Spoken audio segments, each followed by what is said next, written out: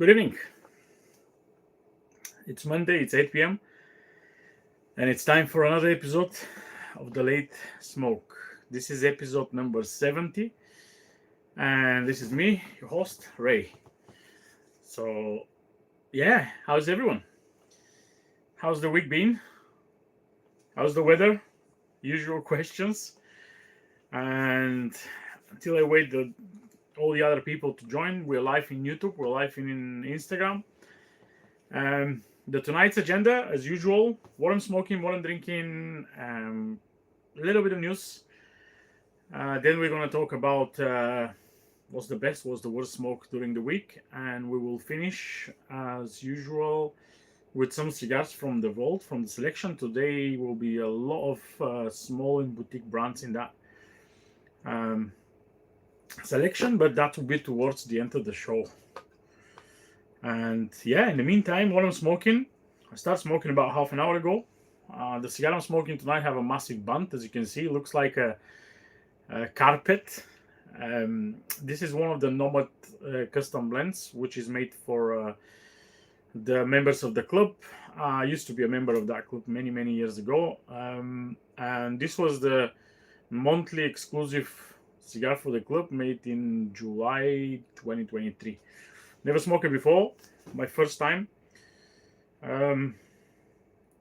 Usually Nomad is a very small batch production company. This is no exception. I think this cigar was produced only in about 60 to 70 cigars. The bunt is, again, it's a very colorful, very quirky carpet style. That's what I call it. They used to do a few of those. Size is what we can call it, Slim Toro. It's a 5 7/8. No, 5 3/4. No, 5 7/8. 5 3/4, 46. Corona Gorda / Lonsdale / Slim Toro. You can call it whatever it is. I have no idea what's the blend. So far, so good. It's very pleasant cigar. Very tasty. Nothing harsh, nothing peppery, nothing too unpleasant. And also, my drink tonight is a cup of tea, as usual. And today my choice of tea is it's a very interesting blend I discovered many years ago. That was one of the first slightly different blends of tea I started drinking when I was venturing into the tea. And this is rooibos tea, which is mixed with rose petals and very small chili peppers. So inside the blend, you have the rooibos, the nice, beautiful red tea, and there's plenty of small rose petals in there, even whole flowers.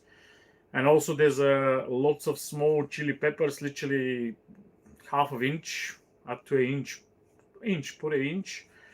And the tea is that typical, the typical sweetness and that robust style of the rooibos.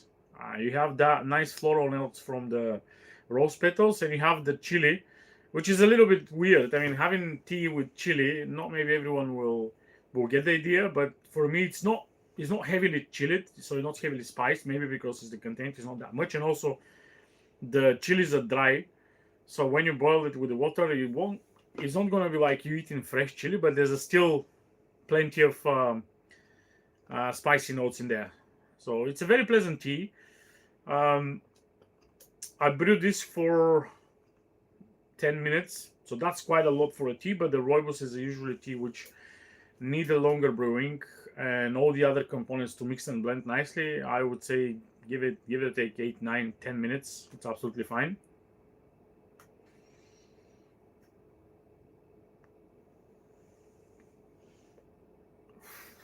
Yeah, the cigar is really nice combined with the tea. I think it's a great pairing. So, what you all smoking, drinking? Tell me. Give me some updates. I've seen a few people already join the YouTube. Apex is joining. Apex I'm expecting from you another bunch of serious questions. If not, that's fine. Don't worry. You don't need to do it. But every time I see you now, I'm a little bit, don't know what to expect. So, but we'll see. In the meantime, I can start with the first piece of news I want to talk about. I started yawning. It's been a while since I was yawning on the live shows, but it's one of those days. The first news or the first release I want to mention, I want to talk about is a release from Habanos. So, I mean, we all know the Habanos Festival was postponed or maybe cancelled. There's no clearance at the moment when the festival will happen. But, opposite on everything will happening in Cuba, Habanos decided to release a Cuban original edition. I don't know how that makes sense. Maybe that was scheduled to be released during the festival, which was supposed to be literally a few weeks ago. The cigar was called, it is from Juan Lopez brand, and it's called Selección Cubana, which is 10 count as usual, Cuban edition. The cigar is, I don't think there's a lots of Juan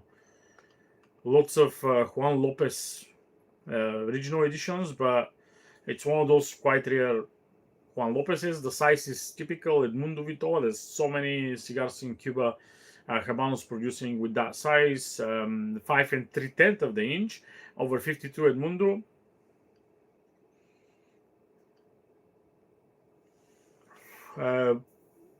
I can probably guarantee almost 100% those boxes will end it out of Cuba. I mean, you all know how that situation in Cuba. Very rarely the original Cuban editions are actually sold in Cuba, even if they say, oh, they're exclusively made for Cuba. Collectors are very, very heavy on those cigars. I know a lot of people who collect original editions. They value a lot the Cuban original edition. I don't know why. Maybe make it more Cuban than actually what it is. When you say it's a Cuban cigar, but it's a Cuban original edition, it's like very, I don't know, it's a cigar only sold in Cuba. I don't know. I've always have the question: is it right to have a Cuban regional edition? Regional edition Cuba. If the cigars are made in Cuba, that's like you can call it domestic market cigar. And they have plenty of those. I mean, every country who produces cigars, they produce domestic cigars, and they don't call them regional editions. And even Cuba produce cheaper local cigars, peso cigars, which are for the local market. But I don't know. It's another piece of marketing to produce a regional edition for your own region. But hey, who am I to judge that one? Right. Apex already started the questions. Does higher humidity result in loss of flavor? I don't think so. I mean, higher humidity, I don't know, long term was the question about. Is it long term higher humidity or just spikes? If it's long term higher humidity, the biggest problem you can have is probably getting, cigars can have some moldy spots. That's what the higher humidity will do. Also, higher humidity will probably have some issues with the cigar when they start burning. It won't burn properly. That might cause loss of flavor. But if we take if the cigars burn perfectly, no issues with that one, it shouldn't have any loss of flavor of the higher humidity. So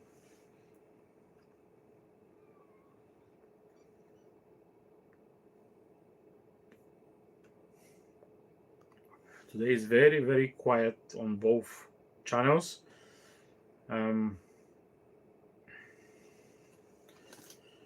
But yeah, feel free to throw comments and suggestions in the chat.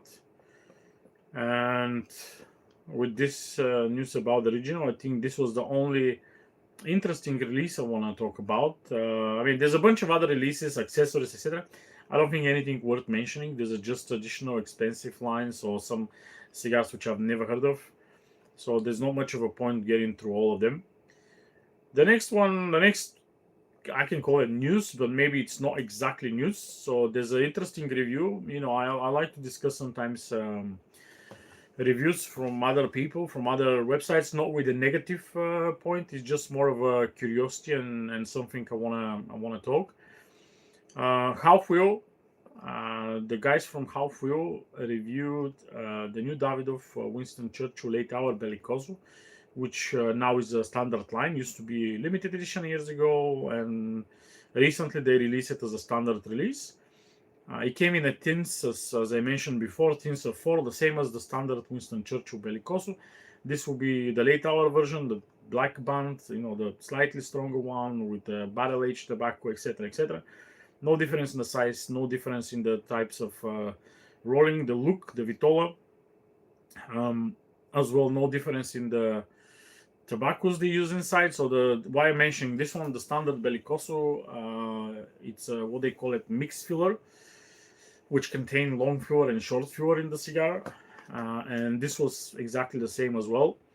But what's interesting here is the score Half will give to that cigar. So Half will very respectfully score this cigar with 91 points, which is super super interesting, because not very often, first of all, you've seen different medias and bloggers and magazines reviewing mixed filler cigars. I know lots of people, especially from the biggest magazines, they say, "Oh, we don't do stuff with short filler, with mixed filler, Cuban sandwiches, etc. It need to be proper long filler handmade cigars to be able to talk about it, review it, etc." So Half will take a different approach. They decide to review this one. It's a very very high score for Half Wheel. I mean, it's 91 for their standards. It's, I don't know, 97 in Cigar Aficionado probably. And yeah, seeing, first of all, not super super expensive cigar. I mean, obviously for Davidoff, it's very cheap Davidoff, but compared to other prices, it's not the cheapest. It's $12-13. For $12-13, some people maybe wants to buy a Churchill size, a Toro size, or Gordo, or even massive 7x70s.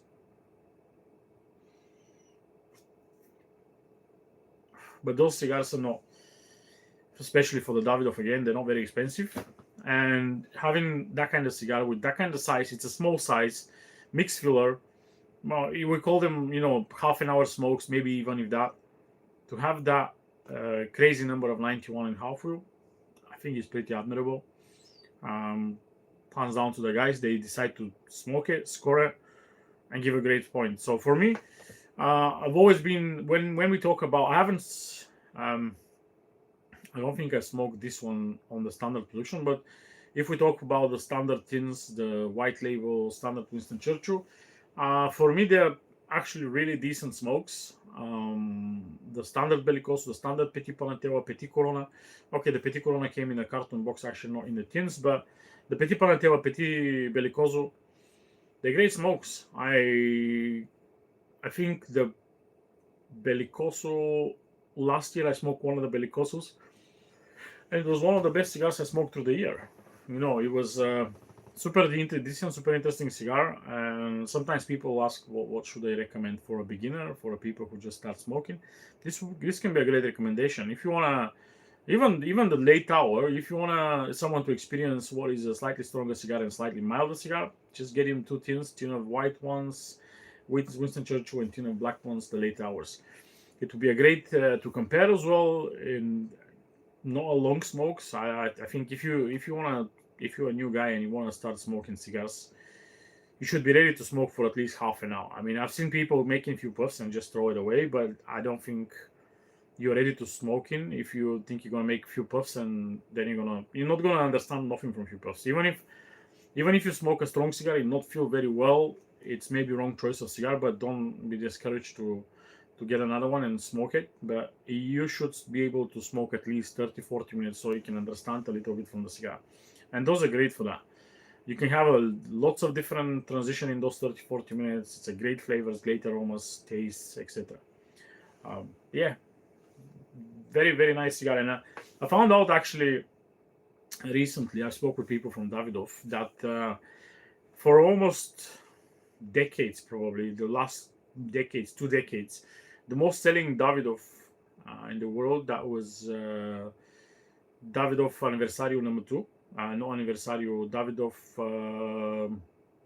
Grand Cru number 2, I believe, or one of those, either Anniversario number 2, either Grand Cru, one of the slim, elegant Corona size Davidoff. Used to be Davidoff 2000, then they changed it a little bit.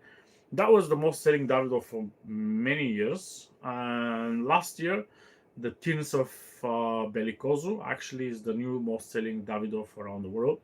This is somewhere around the world, someone every something like every 40 seconds, someone lit a Bellicoso, which is insane.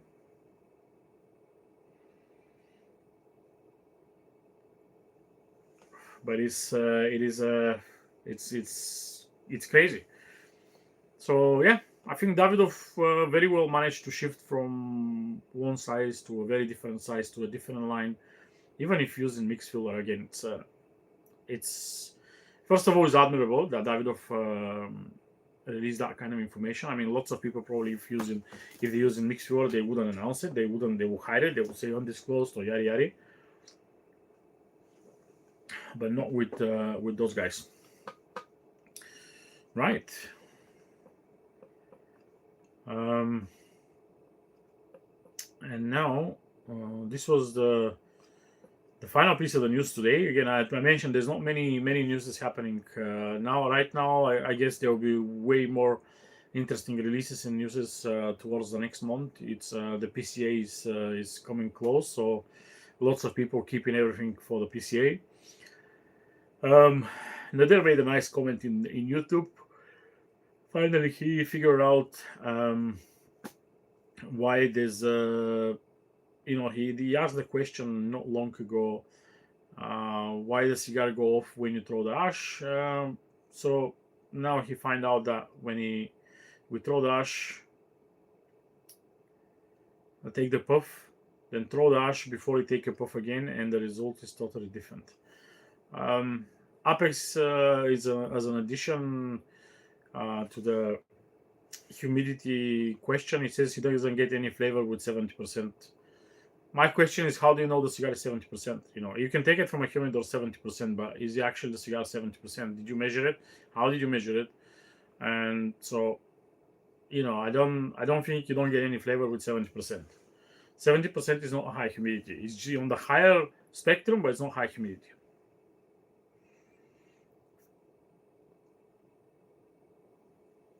Someone's asked me in Instagram, am I attending the PCA?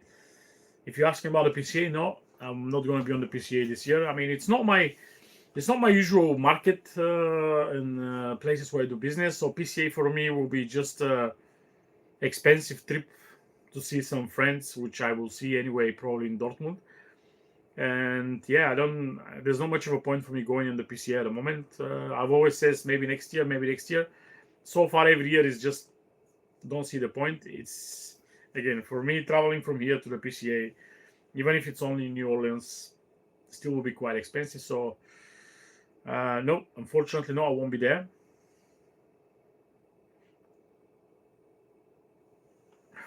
Jacob, you are back on YouTube. That's great. I don't know if I'm going to have any section where I'm going to rant today. There's not a lot of news. Maybe I can rant for the worst cigar of the day, worst cigar of the week, but that will be probably again. There's not a lot of news is happening recently, so there's not like lots of different stuff to talk about. But yeah, so we'll move on now to what's the most interesting smoke during the last week. I mean, there were quite a few good smokes. This was a very good week in a way of smoking. I mean, some weeks I keep smoking just meh, but this specific one, there were lots of good and interesting smokes. So the one which I can probably mention, and I was even a little bit surprised. This was Tatuaje. The best smoke of the week was Tatuaje Monster Series.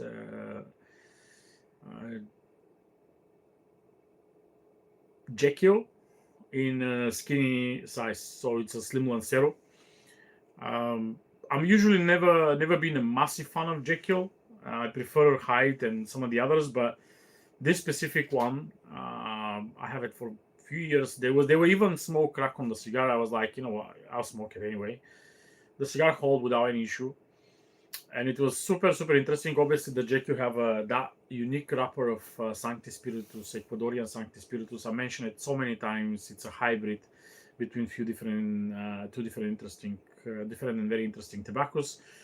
And one of the few people using it, that's Don Pepin. He used it on some of his blends. He used it on some of the tatuajes.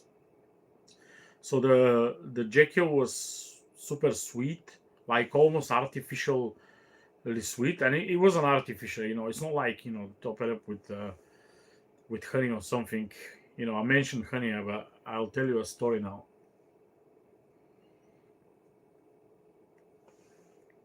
The past weekend, I was on a meeting with a bunch of people. It was one of the local herbs I decided to attend.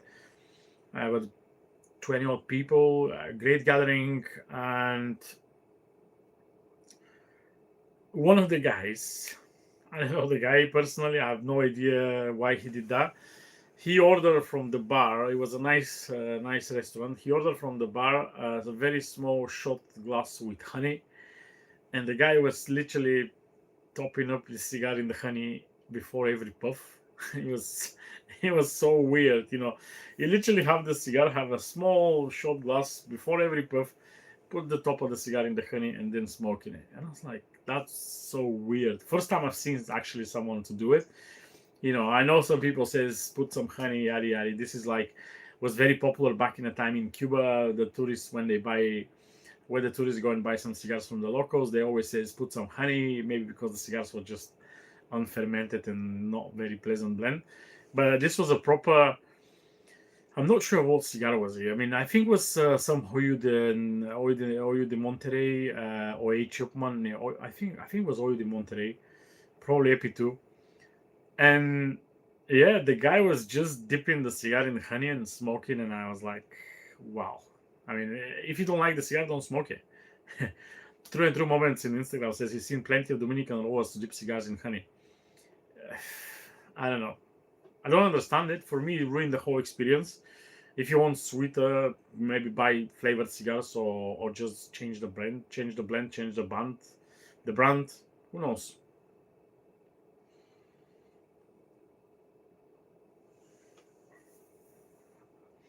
Nadir is asking, is the cigar free in the PCA? Um, I don't know. I mean, I don't think you can just go on the PCA and grab free cigars. I think you need to be in the industry, and you get free cigars only if the people decide to give it to you. There's no such thing like I'm buying a ticket for the show and I'm going to get like 150 cigars or whatever number of cigars free. You just visit the booths. If they decide they can give you cigars, I know some people literally go only for that one. But that's not the point of that one. The point is, before you buy cigars for your shop or your establishment, to try the cigar maybe. But I've never been to PCA, so I don't know. That's what I've heard. That's what I have seen. I have no idea um, how the cigars work in there. Cigar Chronicle. If a box of Cuban cigars was left outside the humidor for 6 months and in the cigar shows 35 humidity on the cigar medics, can they be revived? Wrappers look good but no aroma. So it can be any box of cigars. I don't know why you specify Cuban cigars. Anyway, doesn't matter Cuban or non-Cuban. Maybe the non-Cuban they will have cellophane, will be much different story. But Cubans obviously no cellophane. Outside the humidor for 6 months, I'm surprised the humidity go down to 35%. I'm not sure where you are, Cigar Chronicle. I mean, if you're in UK, they will never go to 35% humidity. Just the humidity is so high here. 6 months out of the humidor will be probably 50. That will be the minimum you can go. But anyway, probably you're not in the UK. If they go down to 35, that's quite a drastic drop for 6 months, to be honest. You need to be a very, very dry climate. And if they're down to 35, most likely they've been even dry. They're even drier than that. You can revive them. So you can revive them to a humidity. Dubai, yeah, the humidity is very bad there. You can revive them. That's not an issue. So very easily you can bring them back to life, and you can have them on the proper condition. But the biggest problem there is the aromas. If they're gone, once they're gone forever. You can't bring back aromas. So the humidity of the cigars, if you put them back in the humidified, humidor or fridge or whatever, the humidity will come back. even if it's rapid humidity, I don't think some people says they can crack and stuff like that. I don't think they can crack. It will take time. Let's say you revive them to 65% humidity or 70% humidity. The only chance to find out is just lit one, but I will probably say 90%. With 90% sure, those flavors are gone. And if the flavors are gone, nothing you can do. You will smoke just a blunt tobacco, like a dry paper. Basically, no flavors, no taste, maybe some bitterness, uh, possibly pepper. Spiciness and pepper usually stay. That's the one thing you can't get rid of in the cigars. And if a cigar is spicier, even after 50 years, the spiciness will be there. But every other nice, pleasant stuff, they will be gone. But there's no guarantee that's 100% statement. The only way is to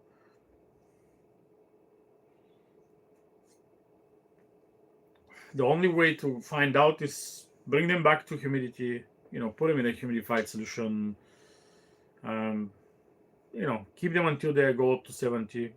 Cut, lit one, see what happens. Again, it's no one can tell you for sure.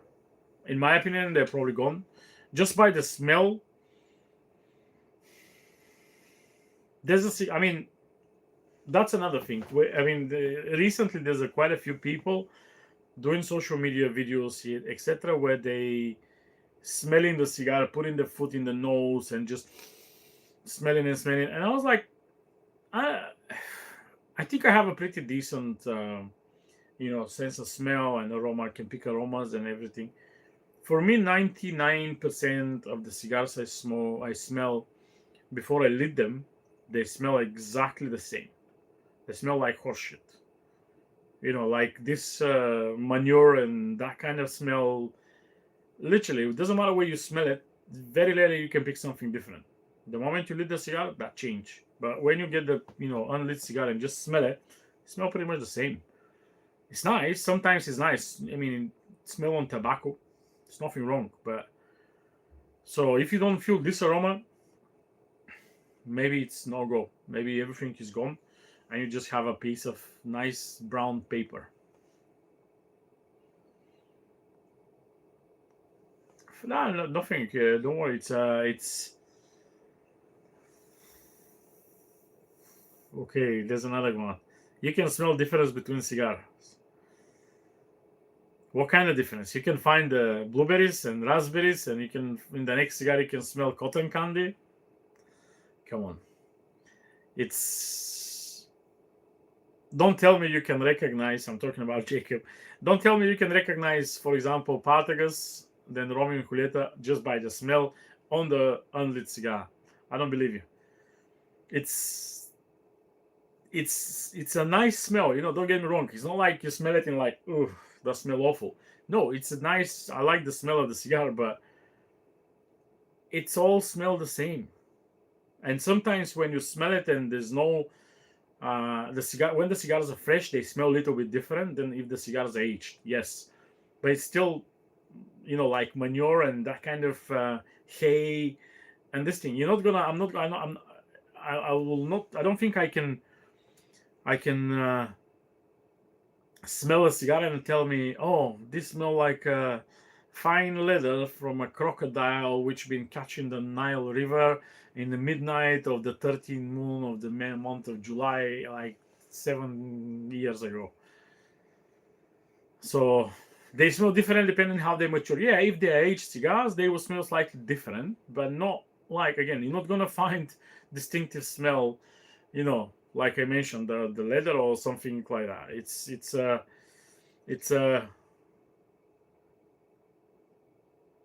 brew beer at home, depend how they fermented, you can smell the difference. Yeah, but the cigars ferment pretty much the same way. The fermentation on the tobacco just take a different amount of time, but it's pretty much the same process all the time. Unless you put the cigars to ferment in barrels, like some brands like Perdomo, Davidoff, they do that experiments where they ferment and aged in barrels. They don't ferment that much, but more of a aging. So that can give you a hint of stuff like that. But Usually when I see people to smell cigars, they smell Cuban cigars because they don't have cellophane, and it's easier just to pick it up and smell it. But right, there's another comment in Instagram. I've come across comments on cigar groups where it's been mentioned several times that cigars produced for Europe are not good as more aromatic, stronger, and so on. Is there any truth to this? Um, we're talking about Cuban cigars or everything in general. I don't think lots of people produce cigars especially for Europe, unless it's like original editions and stuff. But if you producing, let's say you are producer X, I can call any company. Fuente, Padron, Davidoff, Perdomo, Oliva, you produce X cigar. Let's take an example with let's say Oliva V, Oliva Serie V Melanio. Oliva producing the cigar, they produce the boxes, they store the boxes in the factory, and then someone, let's say the importer from Belgium, wants some Oliva. He called Oliva and says, "Hey guys, can you send me? I want to order 500 boxes of Oliva V Serie, Serie V Melanio, whatever size." Oliva then ship the cigars from pretty much the same warehouse where all the cigars. Sometimes companies have different warehouses, but let's say they ship them from Nicaragua or through Miami or doesn't matter. Then some guy from Dubai is calling Oliva and say, "I want 500 boxes of this cigar, Oliva V." They do the same. They just the next batch, someone put it in a box, ship them, send them to Dubai. Same in the US. There's a retailer in the US want 500 boxes of Oliva. They ship them from the same place. They're made in the same place. I don't think they separate. Oh, this is for Europe only. If it's a special blend made for Europe, yeah, they can say this is only for Europe. This exclusive, only made for the German market, for the Hungarian market, for the British market, or whatever. With the Cubans, I think it's pretty much the same. You have the regional editions, which are only for the regions, and then you have the standard production. Standard production, I don't think they separate. Back in the time, they used to separate them. The Cuban cigars, they used to be English market selection, Spanish market selection, and American market selection. This was the difference in the cigar in color, the look of the cigar. So usually the American market selection was the most pale, claro, very lightish Connecticut style Cuban cigars.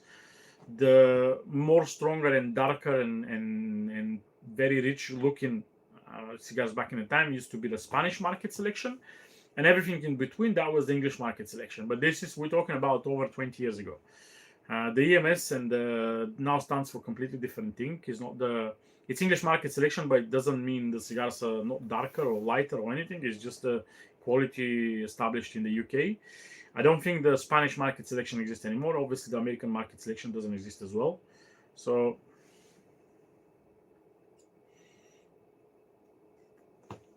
okay, Jacob continue to develop the idea with the cigar smell. What do you say? Says, what's your comment? Is a lot of Nicaraguans smell a bit nutty. Okay. Every time you pick up a cigar and smell it, do you know 100% what's the tobacco inside? Cigar can be made in Nicaragua, but it can use zero Nicaraguan tobacco. It can use, there's a Zero Nicaragua, great example. Zero Nicaragua, I don't think have a lot of Nicaraguan tobacco in there. A cigar is not even produced in Nicaragua. And lots of brands do cigars.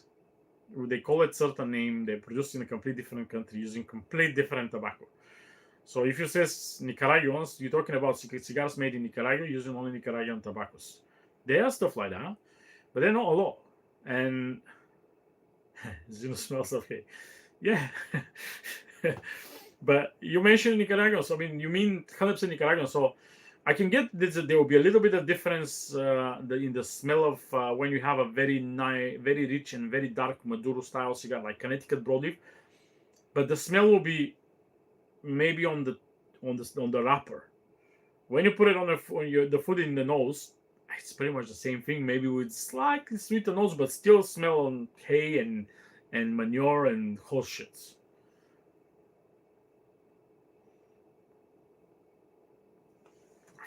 It can be controversial, again. It's one of those topics where, when you see someone smelling and start telling you the whole chemical elements coming out of the food, it's like, yeah, no chance. But that's me. You don't need to trust me. You don't need to agree with me. That's my opinion. I've seen so many cigars, and sometimes someone smells a cigar. I just pick another cigar from the same box. I want to smell. It doesn't. No doubt of the blueberries and the stuff is bullshit. Yeah, it is. But I've seen people smell it and like, oh, that smell like again, leather from the crocodile from the Amazon River. Pick it up like on the 13th month of the 12th month and yada yada yada. Nonsense. Anyway, that was a nice talk about some interesting topic. The worst cigar I smoke this week, and this will be probably Jacob's favorite part when I'm gonna rant a little bit. It was actually last night. Yesterday I was so busy with lots of other stuff in my house. At the evening I say, I want a bigger cigar. I'm gonna have a dram of whiskey. I usually don't drink a lot of beer. Sometimes I just want to have a beer, after my whiskey. It's an unusual one, but and I pick up. So I have my beer, I have my whiskey, and I pick up Kazdagli Daughters of the Wind in a pyramid size. So interesting cigar. I never smoked it before, that specific one, and I was like, you know what? It's a big cigar. It will last me. I will have a nice relax. It wasn't. The cigar was very bad. Literally from the first puff, the cigar will start being bitter.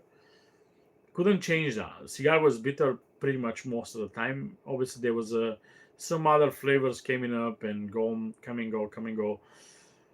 Construction was awful.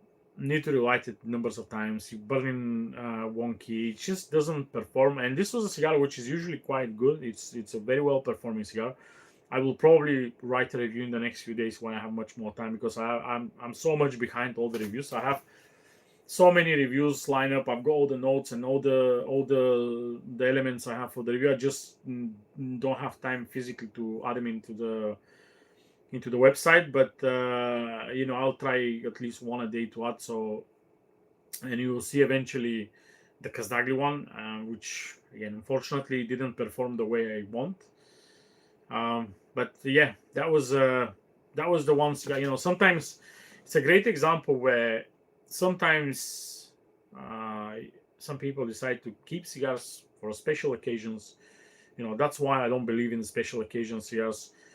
That wasn't a special occasion cigar. It was just a cigar I have in my humidor for quite a while. I've always said I will take my time with this cigar. It looked nice. I've heard lots of good stuff about it. I'm usually, in general, I'm quite a fan of Kazdagli.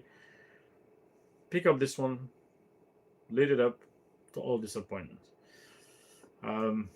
Jacob's asking what was the cause of the bitter flavors under fermentation. Possibly because the cigar was bitter from the very first puff. There's nothing like it developed later. Even on some moments, the bitterness disappears. But it was bitter, literally very possible. And I lit the cigar in my mouth because it's completely closed food cigar. And I usually I don't char them beforehand. I just put it in my mouth and I lit it that way. And in the normal way, you can pick slightly more strength, pepper, spiciness, etc. But this was just no.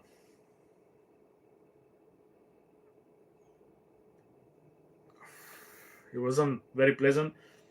It's good I have some obviously whiskey and a beer, and I can change the palate, refreshing the palate, keep refreshing my palate. But it wasn't a great experience. So that were the two cigars I want to mention this week. The worst and the best smoke of the week. Nadir says Kazdagli has the worst aroma ever. No, I don't think in general I can say that. I've smoked some decent Kazdaglis, and it's not the worst cigar, definitely. I can think of a few other brands which every cigar I smoke from that brand is just not performing.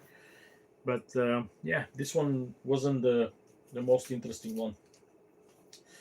Okay, um, now it's time to show you some cigars and maybe talk about them. The first one is a very interesting cigar. Um, for some reason, years ago, I decided to separate it. So what we have in here, this is a cigar called Nica Rustica. Nica Rustica is actually made by Drew Estate. It's a Drew Estate cigar, but for some reason, I've always separated this brand from the Drew Estate. I don't know. I feel like a very different cigar for me. It doesn't feel like a typical Drew Estate, like acid. For me, acid is nothing like Drew Estate. I mean, when I say Drew Estate, um, for me this is like Liga Privada, Underground, Carrera Esteli, with all the different variations, of course. And Nica Rustica, it's a very different. Um, this was made for the as a more of a budget smoke, more for people who don't want to pay the extra buck. The cigar look quite rustic, doesn't look like nice and elegant like some of the others. A beautiful, nicely bump on the top. Um, but yeah, it's one of the budget lines of the estate, not a factory smoke like they have the factory smoke, but this was a level above that one. And yeah, it's I think that they started the line about 10, 12 years ago. Recently, I think recently, if I can call it recently, last year or two, they refreshed the brand. The brand, they put a new buns, new blends, new sizes. I think it was a good one. I remember smoking the blue Nica Rustica, the one of the newest one, and it was quite a decent smoke. It's actually better than some of the other standard real estate releases, but that's another conversation here. Leaf Brothers on Instagram, love the cup. Yeah, beautiful. Oveja Negra. My favorite cup. It's already bitten up everywhere, but I still use it. And it's one of the few cups that still keep my tea warm for over a couple hours. So, yep. Thank you. The next one, as I promised today, there will be day with more of a smaller and boutique brands. But we're on this stage on the alphabet. We're with the letter N. When we start this one, I said I'm gonna carry on the alphabetic principle, and we're with the letter N. We started last week. So next one is a brand called Nicarao. Nicarao is actually a very underrated brand.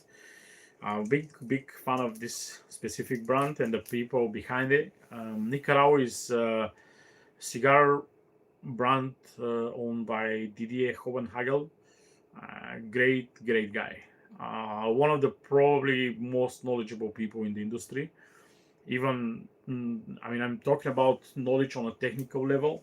The guy is just, I don't think I've seen anyone live when I talk with him to start talking that technical that is just blow your mind.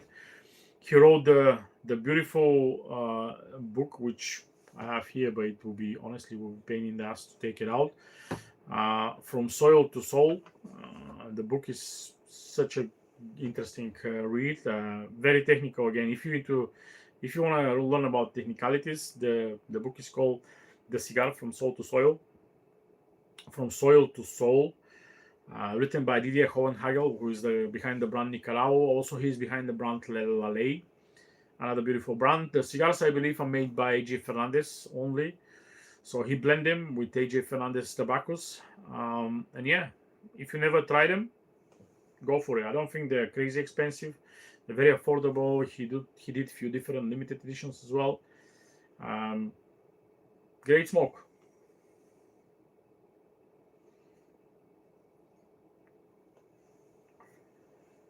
Next one. Next one is pretty unique cigar. Let me see if any of you have seen it. So this is a cigar brand called Nichita or Nisita. I'm not sure how I can pronounce that one. If anyone here it's Italian, he can tell me how he can pronounce it, because the cigar is actually made in Italy. So this is a cigar made in Sicily, using Sicilian tobacco, but also Dominican tobacco. So it's not only um, Sicilian tobacco, using mix of different tobaccos. I have never smoked it. I bought it when I was in Sicily. I don't know, 5 months ago, 6 months ago. I still hasn't smoked it. Cigar look very well made. It's not like gimmick or something like that. But that part of the world, like southern Italy, Malta, they have traditions to make tobacco and roll cigars. I have quite a few Maltese cigars, and I think they're pretty decent for the price. They're like they were €1, €2, and they were very decent. This was slightly more expensive, obviously. I think I paid €10, €11 for that. It's a big cigar. And the guy in the shop, well, I was so surprised because I literally came in the shop, I saw the cigar, and I was like, what's that brand? I've never seen this brand. And he told me the story. This is a typical traditional Italian brand, Sicilian.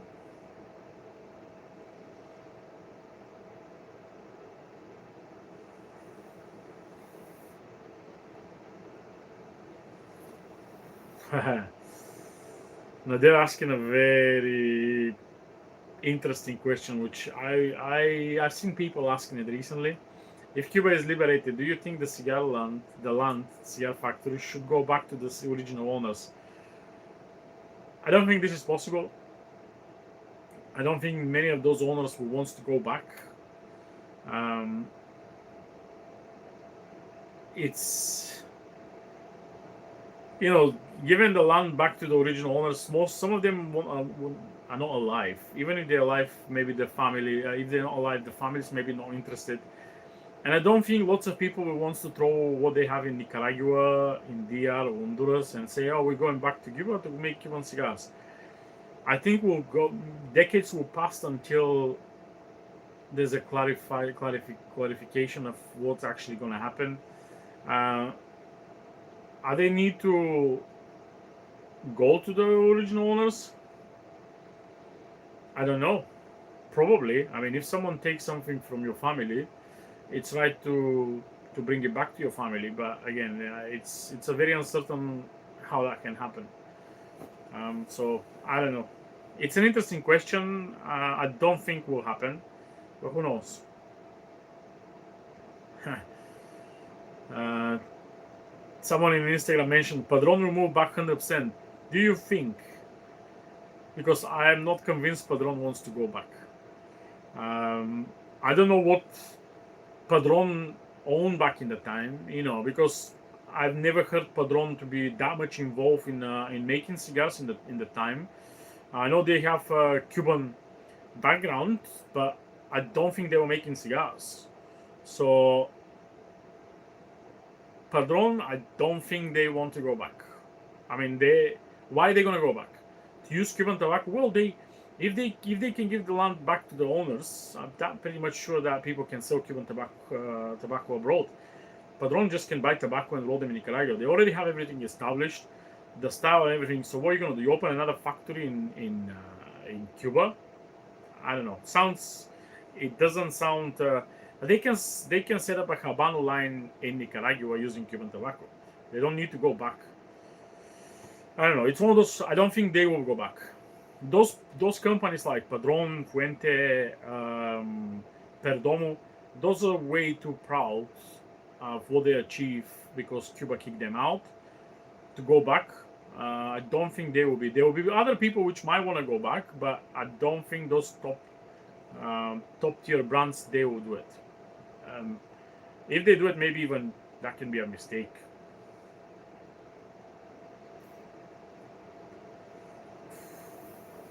League brother, what's a cheap and what's an expensive cigar nowadays? Well, depend where you are. For America, maybe cheap cigar is $3. Expensive is, I don't know, $15.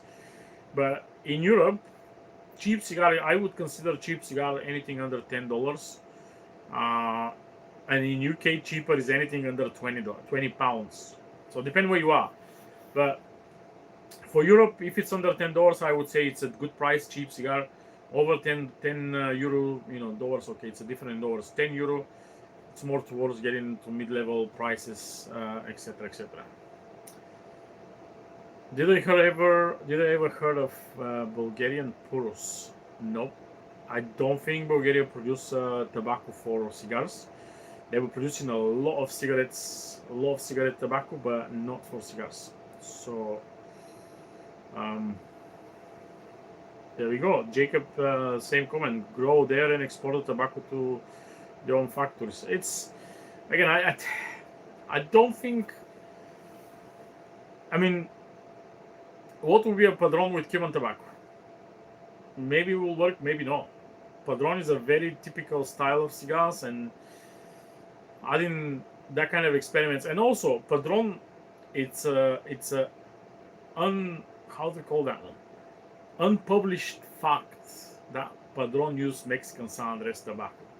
I mean, it's not just me. It's like almost everyone in the industry know that one, and they've never announced it and never admit it.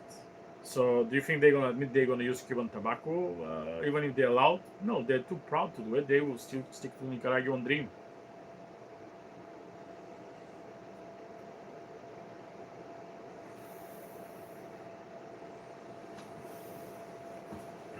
Right. The next small and boutique and very random brand. Um, this is Nino Vasquez. I told you today will be all about weird and small. Nino Vasquez is a Honduran brand, which is a very cheap bundle cigar. I mean, the cigar looked really nice. I'm not gonna lie. Beautiful wrapper, doesn't feel underfuel, decent amount. And I've checked the prices before the live, and they were 20 bundle of 20 for $30. So that's very cheap. I've never smoked it. I think someone gave it to me. I've always says anything I haven't smoked, I want to try it. This is a proper handmade long filler, so it's not a sandwich long filler, Cuban filler, whatever. It's a proper long filler, handmade. So I'm curious one day to try it and see what they are. This is the Connecticut one. I saw they have like Maduros and stuff, which is Connecticut broadleaf, but unfortunately this is not one of them. But yeah, we'll give it a go one day. Not much information. Who made them, who owned them, where they made from. The only thing I know they made in Honduras, which is also another interesting thing. There's not many bundle cheap style cigars coming out of Honduras, unless they come in from some of the few bigger producers there. I don't know if I need to throw a random name who can make it. Maybe Plasencia can be one of the people who can make that cigar with their Honduran operation. Who knows? But no idea. I don't want to speculate here. I have completely no clue because the buns doesn't look. I mean, it's a cheap cigar. Obviously, probably the buns are cheaper. They're not typical nice-looking buns. Anyway, the last cigar for today is another very small boutique, interesting cigar. It's called Number 11. This is actually an English brand. The owners are people from UK. It's made in Costa Rica. I believe using Costa Rican tobaccos only. I've smoked one of those. Not overly impressed, to be honest. It's a very one-dimensional, quite blunt cigar, but maybe they will, in the future, they will produce something more interesting. But yeah, it's a weird name, Number 11. That's what it's called. I think they do rum as well. Yeah, they're a very new brand. Started a few years ago. They try to push they try to sell the cigars. They try to get much more visibility in UK. I don't think they're in any other country. Maybe if they are, I apologize. I have no clue, but I think they're only in the UK at the moment. So yeah, we'll see what's gonna happen with them.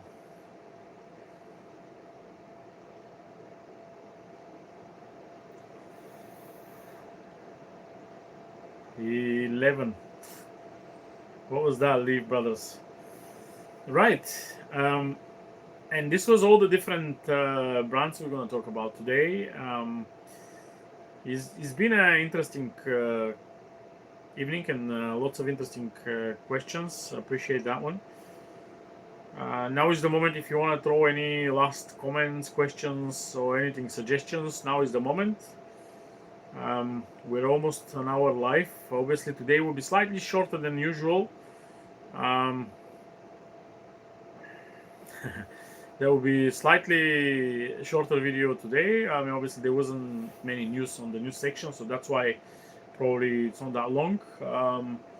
Next week will be 30th of March. This is just a day before my birthday, so definitely will be a show. Will be my last show on my current age. So far, it's scheduled on plan. If anything stop me to do it, I will probably put it out there. Um, Prepare a nice rant for the next week. Well, if there's no much, I mean, I don't want to just ranting for the sake of rant. If there's a news or something interesting I want to rant about it, I will definitely, Right. Comment in Instagram. Thoughts on the Don Carlos cigar in the last month is becoming my favorite. Can you say anything about the cigar? What do you, I mean? What I think about Don Carlos? Don Carlos for me, it's the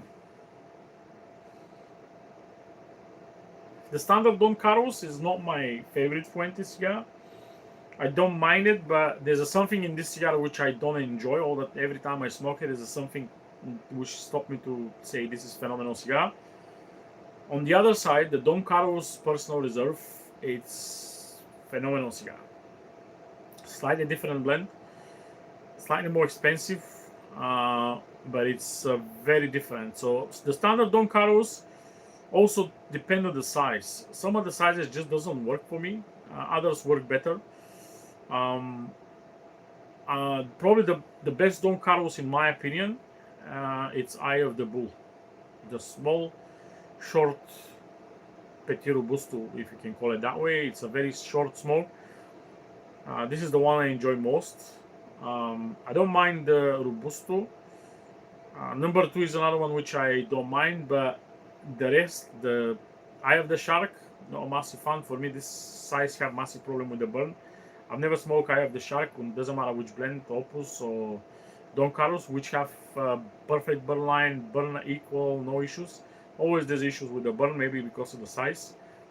And again, it's a very popular cigar, just not my typical choice. But Eye of the Bull is a very different one in my opinion. It's the perfect size for this blend. What's my wish cigar and I haven't smoked it yet? That's a very... It must be something old. I'll tell you what, I haven't smoked an old, properly aged Dunhill. I've smoked all the Davidoffs. I still haven't smoked a Dunhill, Candido or anything even fancier. It's a way out of my price range. Lots of people sworn by this cigar. I've smoked so many vintages that I'm very skeptical. But maybe one day, if I find a sugar sponsor somewhere, he can get me some of those and not me paying the price for it. But the thing is with them, the more I wait, the less chance to have a good one is there, because the time's flying. For some of those cigars, they're already 50, 60 years old. So I don't know how good they will be. I haven't smoked.